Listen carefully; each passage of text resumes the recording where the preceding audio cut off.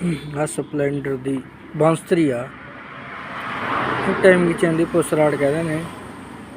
ये कई बार ना रबड़ बार बार फट जाती आ तो ये उत्ते ना कोका ला दो, ये कोका ला के ना इनू ला दो। जो चैन बार बार आवाज़ करती है तो इनू जी बांसरी है इनू चेंज कर दो। 100-150 रुपए की होंगी है ये चेंज कर दो थोड़ा। सारी सल्यूशन टाइम की चैन की बार बार जी खराब होंगी है ठीक हो जू। जे रबड़ कटती है बार बार तो कोका ला दो उत्ते, ये भी ठीक हो जूगा थोड़ा काम। आ देखो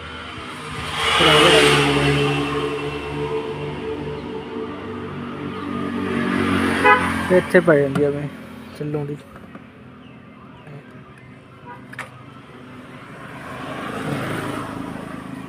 सामने पै जाती उत्थे।